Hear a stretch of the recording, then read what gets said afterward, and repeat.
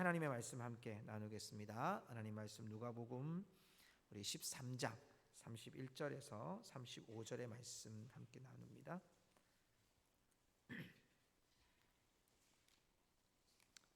제가 가지고 있는 성경은 신약 성경 118페이지에 있습니다. 누가복음 13장 31절에서 35절 앞에 있는 PPT를 참고하셔도 되겠습니다. 우리 한 절씩 교독하시겠습니다. 31절입니다. 곧 그때에 어떤 바리새인들이 나와서 이르되 나가서 여기를 떠나소서 헤롯이 당신을 죽이고자 하나이다.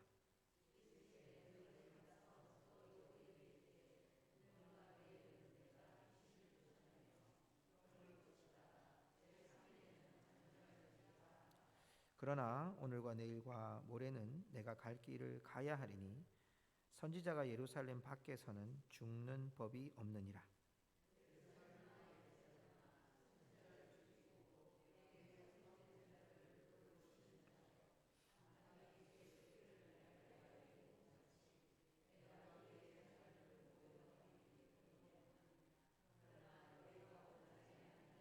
(35절) 같이 읽습니다.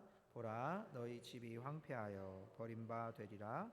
내가 너희에게 이르노니 너희가 주의 이름으로 오시는 이를 찬송하리로다 할 때까지는 나를 보지 못하리라 하시니라. 아멘. 자, 여러분 오른손으로 여러분 왼손을 이렇게 주물러 주면서 오늘 수고 많이 했네 이렇게 한번 격려해 주세요. 오른발도 이렇게 해주시고 왼쪽으로도 오른팔을 이렇게 주물러 주시면서 오늘 수고했네 한번 해볼까요? 시작. 오늘 수고했네. 예, 다리도 이렇게 좀 해주세요. 다리도 주물러 주면서 오늘 하루 여러분 사신다고 또 돈도 버신다고 여러분 또 건강도 유지하신다고 많이 애쓰셨는데요. 주님께서 여러분에게 더 강건함의 은혜를 주실 줄로 믿습니다. 오늘은 예루살렘아, 원래 제목은 예루살렘아 예루살렘아 이렇게 해야 되는데 오늘 제목은 예루살렘아라는 제목으로 말씀을 나누려고 합니다. 여러분 먼저 우리 30절을 잠깐 먼저 보면요, 오늘 우리가 읽지 않았지만 30절에 보면 보라, 나중된 자로서 먼저 될 자가 있고 먼저 된 자로서 나중될 자도 있느니라 하시더라, 이런 말씀이 있어요. 자, 이 말씀이 우리가 겨자씨 누룩 비유를 통해서 하나님의 나라가 얼마나만큼 큰 영향력을 가지고 있는지, 또 작지만 얼마나 많이 커서 많은 새들을 깃들이게 하고 누룩은 얼마나 많이 부풀게 해서 그 영향력을 통해서 우리에게 보여주느냐. 그러면서 너희들은 좁은 문으로 들어가라. 이 좁은 문이란 의미 가운데 우리는 회개에 합당한 열매를 맺어야 된다는 말씀을 함께 나누었습니다. 자, 그리고 30절 이 말씀이 나중된 자로서 먼저 될 자가 있고 먼저 된 자로서 나중될 자가 있느니라. 이건 유대인 지도자들과 또 이방인들에 대한 비교로도 우리가 볼 수 있습니다. 그러니까 유대인들은 우리는 하나님의 백성이기 때문에 다 알고 있다. 이제 우리는 택한 백성이다. 혈연적으로도 선민의식을 통해서도 하나님 우리를 택한 백성이다 라고 했던 그들이 정말 하나님 앞에서 거룩했느냐, 또 회개에 합당한 열매를 맺었느냐. 여러분, 이 30절의 말씀은 순위의 문제라고 보기에는 너무 좁은 의미인 것 같아요. 나중된 자가 먼저 될 자가 있고 먼저 된 자가 나중될 자가 있다. 이게 순서가 바뀌었다, 이 의미라기보다는, 이 의미보다 조금 더 큰 의미는 뭐냐면 이 순서가 먼저냐 나중에가 아니라 누가 회개에 합당한 열매를 맺고 있느냐. 내가 택한 백성이었고 혈연적으로 혈통적으로 하나님의 백성이었다 할지라도 나중될 자가 있다는 거예요. 그리고 내가 나중된 자지만, 이방인과 같이 나중된 자지만 나는 먼저 될 수도 있다. 왜? 그들이 회개에 합당한 열매를 맺으면, 이런 뜻이죠. 그래서 오늘 말씀을 우리가 볼 때는 여러분 이런 마음을 가지고 계시는 예수님이 이 예루살렘을 향하여 보고 있어요. 근데 오늘 여러분 우리가 봐야 될 두 가지의 모습은 이거예요. 하나는 예루살렘이라고 하는 요 딱 하나를 보고요, 바리새인들이 보는 예루살렘과 예수님이 보는 예루살렘과 요 두 관점을 오늘 우리가 말씀을 나누려고 합니다. 왜냐하면 31절에 보니까요, 곧 그때에 어떤 바리새인들이 이렇게 표현해요. 그리고 예수님한테 이제 오게 되는데 바리새인들이 예수님을 여기서 떠나십시오라고 요청하는 이 장면이 나와요. 이 여기서 우리는 바리새인들의 의도가 뭔지를 보려고 하고요.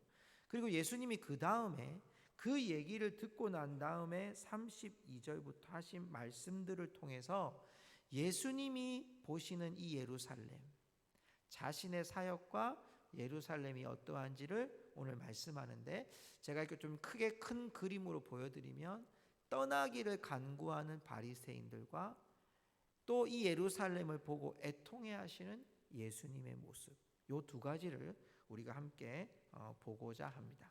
먼저는 유대 지도자들이 보는 여러분 이 말씀을 한번 보도록 하십시다. 자, 31절에 여러분 말씀을 보면 곧 그때에 어떤 바리새인, 그러니까 유대 지도자들이죠. 바리새인들이 와서 예수님께 나와서 하는 말이 여기를 떠나소서, 나가서 여기를 떠나소서, 헤롯이 당신을 죽이려 합니다라는 뜻이죠. 여러분 겉으로 보면 이 지금 바리새인들이 마치 예수님을 굉장히 옹호하는 것처럼 보여요. 예수님을 마치 보호하는 것처럼 보이잖아요. 예수님 빨리 여기를 떠나셔야 됩니다. 헤롯이란 사람이 당신을 죽이고자 합니다. 여기에 여러분 헤롯은 누구냐면 세례 요한을 죽인 헤롯입니다. 그리고 예수님을 어떻게 하든지 예수의 소문을 듣고 두려워하고 있는 이 헤롯에 대한 이야기를 헤롯을 들어서 예수님에게 요청을 해서 예수님 여기 떠나십시오. 헤롯이 당신 죽이려 하니까 우리가 당신을 미리 알려주는 겁니다. 빨리 떠나십시오라고 이야기를 합니다. 그런데 여러분 이들에게는 잘 보십시오.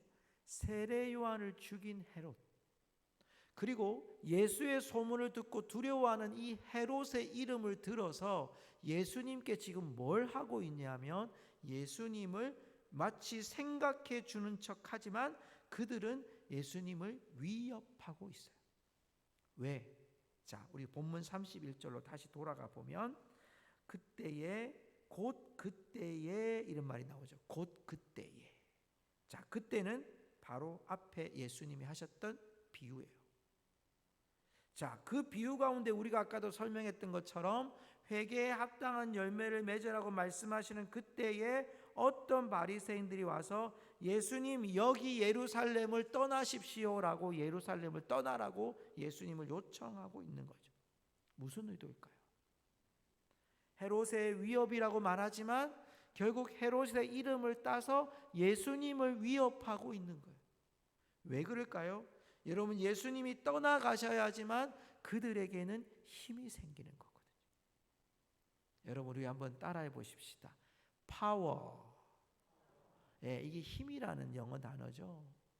사람들은요 다 이 힘에 따라서 여러분 이 세상은 많이 돌아가요.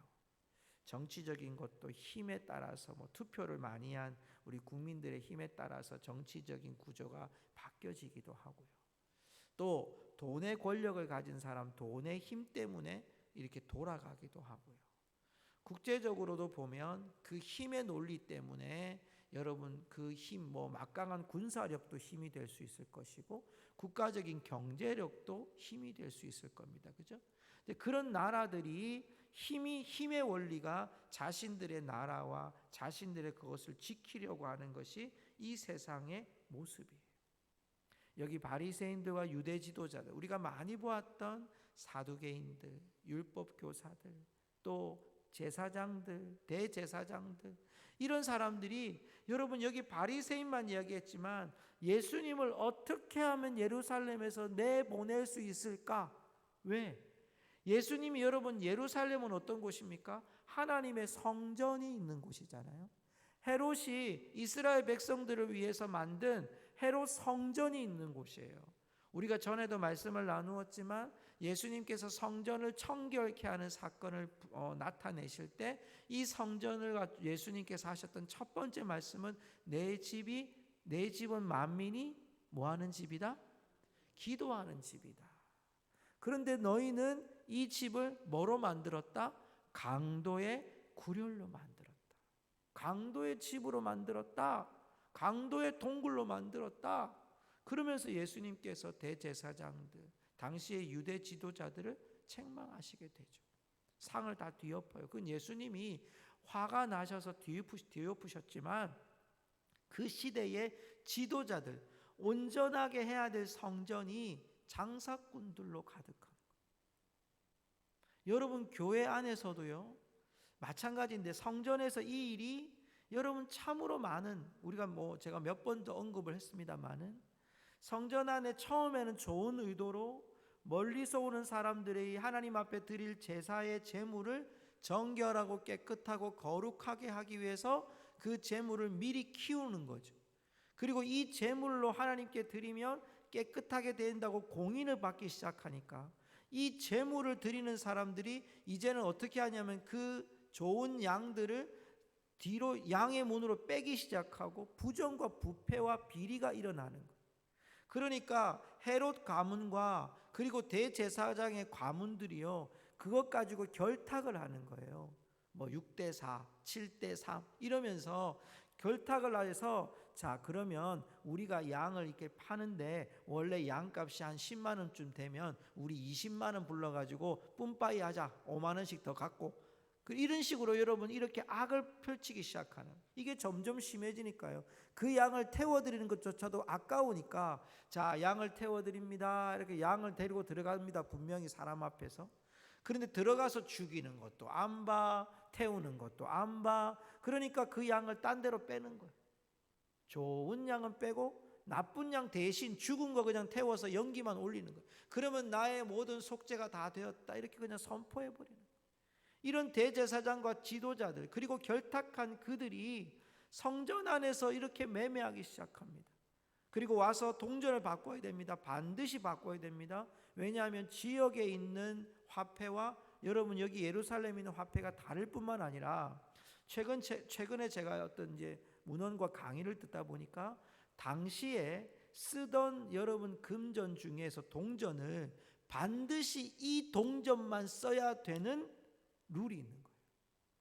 그러니까 성전에서 여러분 바꿔서, 이 성전에서 바꿔서 해야 된다면 내가 가지고 있는 지방에서 더 가지고 온 돈을 여기에 바꾸는데 환전을 하다 보니까 환전에서도 이윤을 너무 많이 찾아먹는 거예요.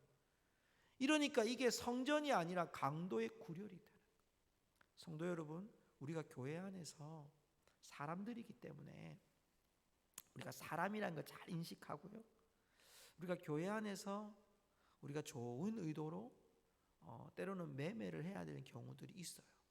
그죠? 그런데 그것을 해야 될 때 우리의 이 좋은 의도가 여러분 그런 강도의 동굴을 만들어서는 절대로 안 돼요. 좋은 의도는 좋은 의도로 끝나야 돼요. 선교적인 목적이든지, 또 누구를 돕는다는 목적이든지, 또 하나님의 보시기에 합당한 목적이 되어야 되는데, 사람들에게 강매를 하든지 아니면 안 사면 안 될 것처럼 막 이렇게 한다든지, 또 꼭 하니까 이건 반드시 좋은 일에 쓴다고 하면서도 자기들이 착복하려고 쓰려고 하는 그런 나쁜 의도로 여러분 계획하면 하나님이 그것으로 복을 주시지는 않아요. 그러니까 여러분, 우리가 무엇을 하든지 이것이 하나님 앞에서 덕이 되고 유익이 되고 올바른 방법이 되어야 해요. 자, 여러분, 이런 사람들이 성전 안에서 이렇게 힘을 발휘하다가 예수님이라는 사람이 여러분 유대 지도자들 앞에 딱 나타나는데 어떻게 합니까? 성전에 있는 상들 뒤엎어버려요. 그리고 여러분 얼마나 능력이 있는지 귀신 다 쫓아내버려요. 그리고 자기들한테 와가지고 막 용서해 주세요, 또 이렇게 하면 됩니까? 라고 와야 되는데 자기들한테 안 오고 예수님한테 가가지고 다 물어보고 병 낫고 귀신 쫓아내고, 심지어는 예수님이 기도하니까 오병이어의 기적이 막 일어나고, 아니 물고기 잡으러 가면 물고기 막 엄청나게 잡히고, 여러분 이런 일들을 눈앞에서 보는 거예요. 아니 사람을 데리고 왔는데 그렇게 나쁜 사람 세리들이 예수님 만나니까 막 삭개오도 변화되고 세리 마태도 변화돼서 예수님 제자가 되고, 이런 일들이 일어나니까 자신들의 영향력이 없어지기 시작하는 거예요. 예수님을 논리로 막 넘기려고 하니까 예수님한테 절대로 못 이기거든요. 예수님 말씀으로 탁탁 치시니까 이들이 어떻게 할 수가 없는 거예요. 그래서 결국 그들이 거짓으로 예수님을 모함하고 결국 십자가까지 그들이 끌고 가잖아요. 군중 심리까지 다 동원해서. 뭐가 그들 안에 있는 겁니까? 예수님이 왜 떠나야 됩니까? 그들에겐 예수님이 지금 자신이 관할해야 될, 자신이 지금 힘을 발휘해야 될 그곳에 예수님이 계시기 때문에 걸거적거리는 거예요. 예수님이 있으니까 자기 힘을 못 발휘하는 거예요. 예수님 때문에 자기들이 여러분 높아져야 되는데 자기들이 지금 보이지 않는 거예요.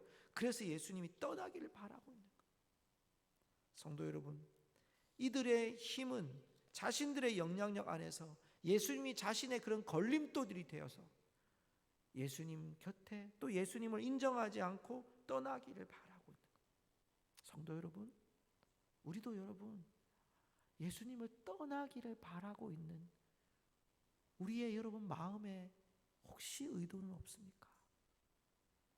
목사님, 저는 절대로 예수님이 날 떠나면 안 된다고 생각하고 지금까지 믿음 생활 해왔는데요. 네. 그런데 우리가 종종 이런 오류에 빠질 때가 많아요. 그것은 뭐냐면 예수님이 내 곁에 계심을 인정하지 않고 사는 게 내가 지금 예수님을 거부하고 밀어내고 외면하고 살아가는 것과 같다는 거예요.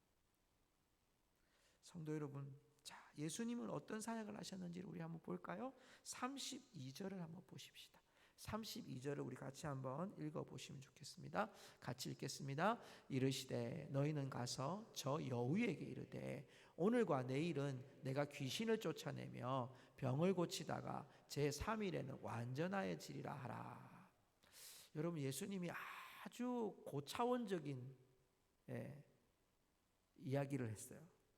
자, 이르시되 너희는 가서 저 누구에게, 누구한테 여우라고 했을까요? 헤롯에게 말하는 거예요. 여러분, 당시에 이 여우라고 하는 표현은요, 어떨 때 쓰는 표현이냐 하면 아주 해롭고 하찮은 사람한테 쓰는 표현이 여우다, 이런 표현. 우리나라는 여우다 이러면 아주 조금 꾀가 많고 지혜롭고 뭐 이렇게 얘기하잖아요. 그래서 토끼 같은 자식이 있고 여우 같은 마누라가 있다 이렇게 얘기하면 저 마누라는 좀 지혜롭고 약간 밉상이지만 그래도 이렇게 되는 거죠, 그죠? 근데 여러분, 여기에 여우라는 표현은 해롭고 하찮은 존재라. 그런데 그 여우한테 헤롯에게 분명히 이야기를 해라. 내가 어떤 자이냐면 내가 32절에 보십시오. 저 여우에 가서 일러서 오늘과 내일은 내가 귀신 쫓아내고 병 고칠 거다. 제3일에는 완전하여 지리라. 자, 여러분이 한번 해석해 보실까요? 제3일에 완전하여 지리라가 무엇을 의미하는 것일까요? 예수님의 뭘 의미하는 것일까요? 3일 만에? 여러분, 그것을 지금 해석하신 거예요. 3일 만에 예수님이 부활하실 것을 의미해요. 큰 의미로. 또 하나는 예수님께서 오늘 이 말씀을 잘 보시면 32절에 병을 고치다가 제3일에는 완전하여 지리라. 예수님이 오늘과 내일은 내가 병 고치고 귀신 쫓아내고 3일에는 완전해지겠다, 3일 만에 부활하겠다는 의미뿐만 아니라 또 하나는 예수님의 사역이 완전히 성취될 것이다. 하루 이틀 3일이라는 의미도 있고 이스라엘의 삶은 완전수기 때문에 반드시 3일째에 하나님께서 완전히 이 일들을 이루시겠다고 하는 하나님의 사역의 모습을 우리에게 보여줘요. 예수님의 사역은 어떠합니까? 예수님을 밀어내려고 하고 예수님의 힘으로 밀어내서 자기들의 지경을 넓히려는 자들에게 예수님은 분명히 말씀합니다. 내가 오늘은 병 고칠 거고 귀신 쫓아낼 거고 내일까지, 그리고 3일째는 내가 완전해질 거다. 부활의 모습으로 예수님의 사역은 완전해질 것이다. 여러분, 우리의 믿음이 이거예요. 우리의 믿음이 오늘 예수님이 여러분 오늘과 내일은 병 고치고 귀신 쫓아내시지만 3일에는 완전하여 지리라를 믿는 것이 우리의 믿음이라는 거예요. 두 번째 볼까요? 33절에 보면 예수님이 예루살렘에서 첫 번째는 내가 완전케 할 것이다. 두 번째 사역은 뭡니까? 33절에 보니까요. 제가 읽겠습니다. 그러나 오늘과 내일과 모레는 내가 갈 길을 가야 하리니 선지자가 예루살렘 밖에서 죽는 법이 없느니라. 두 번째 사역은 뭘까요? 죽는 거예요. 첫 번째는 완전케 한 사역이고요. 두 번째는 그 사역을 위해서는 뭘 하신 겁니까? 죽음으로써 예수님의 사역을 완성케 하시는 거예요. 우리 한번 따라합시다. 죽음으로 완전케 하십니다. 한번 붙여서 해볼까요? 죽음으로 완전케 하십니다. 네, 여러분, 우리의 예수님의 사역은요, 죽음으로 3일 만에 부활하심으로 이제 우리를 완전케 하시는 사역이 예수님의 사역이에요. 이 일을 통해서 지금 예루살렘에서 예수님이 하실 일이 뭐냐? 너희들 나를 밀어내려고 하지, 너희들 나를 밀어내고 너희들의 기득권을 갖고 살아가려고 하지, 나는 오늘과 내일 병 고칠 거야, 귀신 쫓아낼 거고 3일에 내가 죽을 거야, 그리고 그 죽음으로 내 사역을 완전케 할 거야. 성도 여러분, 이것은 우리에게 큰 그림을 보여줘요. 두 가지 그림을. 하나는 예수님의 사역은 실패가 없어요. 예수님의 사역은 반드시 완성되는 줄 믿으시기를 바랍니다. 시대가 변하고요, 우리의 삶이 변화도요, 이 시대가 아무리 현대 문물이 바뀌어 간다 할지라도요, 그 속에서 예수 그리스도의 복음은 완성되어지는 줄 믿으시기를 바랍니다. 또 하나의 여러분 그림은 뭐냐면, 그 완성된 그림 속에 우리는 뭐냐면, 우리는 뭐냐면 우리도 동일한 거예요. 우리가 예수 그리스도의 완성된 사역을 따라가는 삶은 내 자신이 주님 앞에서 나를 부인하는 죽음의 삶을 살아가야 되는 거예요. 내가 그리스도와 함께 십자가에 어떻게 됐어요? 어떻게 됐어요? 네, 못 박혔어요. 못 박혔다는 것은 살아있는 거예요? 죽는 거예요? 죽는 거예요. 내가 그리스도와 함께 십자가에 못 박혔으니, 그런즉 이제 내가 사는 것이 아니라 내 안에 누가 사신다고요? 예수 그리스도께서. 믿으십니까? 여러분, 이거예요. 내 자신이 부인되는 것은 내 안에 예수님께서 사시는 것을 인정하고 살아가는 거예요. 오늘 이 사람들이 예수님을 막 밀어내려고 했어요. 외면하는 거예요. 예수님을 버리려고 해요. 예수님을 인정하지 않으려고 합니다. 왜냐하면 예수님이 있으면 걸림돌이 되거든요. 예수님이 있으면 내가 원하는 대로 살지 못하거든요. 예수님이 있으면 장사 못하거든요. 예수님이 있으면 불의한 일을 할 수 없거든요. 예수님이 있으면 거짓을 행할 수 없거든요. 예수님이 있으면 그들이 자신들의 힘을 발휘하는 일에 힘이 안 되는 거예요. 예수님이 너무 큰 능력을 가지고 있으니까. 그런데 여러분, 오늘 예수님께서 하신 사역이 뭡니까? 그럼에도 예수님이 하신 것은 죽음으로써 그 구원의 사역을 완성하셔서 우리로 말미암아 자기를 부인하고 예수님을 내 안에 모시고 살아가는 그 자들을 주님은 함께 하시고 그 안에 우리에게 완전한 온전한 승리를 주시는 하나님. 자, 그분이 오늘 이렇게 애통하고 있어요. 34절을 우리 읽어볼까요? 34절, 예수님이 보시는 예루살렘 이제 보십시다. 우리 같이 한번 그 마음으로 함께 읽어보십시다. 시작. 예루살렘아, 예루살렘아, 선지자를 죽이고 내게 파송된 자들을 돌로 치는 자여, 암탉이 제 새끼를 날개 아래에 모음같이 내가 너희의 자녀를 모으려 한 일이 몇 번이나, 그러나 너희가 원하지 아니하였다. 그럼 예수님 지금 이 말씀을 설명해 주고 계시잖아요.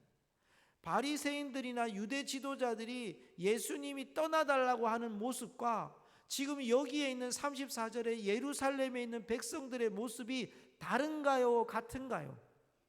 같아요. 지금 어때요? 예수님이 선지자들을 보냈어요. 내가 파송한 선지자들을 보냈더니 그들이 믿지 않고 돌로 쳐서 죽여요. 또한 암탉이 제 새끼를 날개 아래 모음같이 자녀들을 예수님이 모으시려고, 하나님이 모으시려고 수도 없는 횟수 가운데서 내 자녀를 모으려고 애썼지만 그들이 원하지 않았어요. 예수님을 밀어내고 예수님을 모욕하고 예수님을 인정하지 않는 그 삶을 우리와 동일하게 이런 모습이 우리에게 있었어요. 예수님의 여러분 이 마음을 한번 보시고 이 말씀을 보십시오. 예루살렘아 예루살렘아 예루살렘아 예루살렘아. 여러분 이것이 기쁨으로 보이십니까? 저는 애통으로 보입니다. 선지자를 죽이고 내가 파송한 이들을 너희들이 다 죽이고 내가 몇 번이나 내 자녀들을 품으려고 하는데 너희들이 원하지 않았다. 성도 여러분, 여기에 나오는 한 단어 가운데 암탉이 제 새끼를 날개 아래에 모음같이라는 표현이 쓰여지고 있죠. 여러분 예수님이 보시는 이 예루살렘 아래 날개 아래에 시편 36편 7절의 말씀에 보면 내가 영원히 주의 장막에 머물며 내가 주의 날개 아래로 피하리이다 라고 표현하고 있어요. 시편 36편 7절에 보니까 여러분 주의 장막에 머물며, 이 날개라고 하는 표현이 주의 장막, 성전, 지성소의 그룹을 표현하는데요. 우리 그림을 한번 볼까요? 자, 우리가 예전에 보았던 지성소 안에 있는 여러분 법궤라고 하고 있는 그것이죠. 그 법궤를 여러분 제가 빨간 화살표를 잘 보시면 그 화살표에 있는 천사와 같은 존재들이 그룹이라고 하는 표현입니다. 그 그룹들이 날개를 접고 있나요? 펴고 있나요? 펴고 있죠.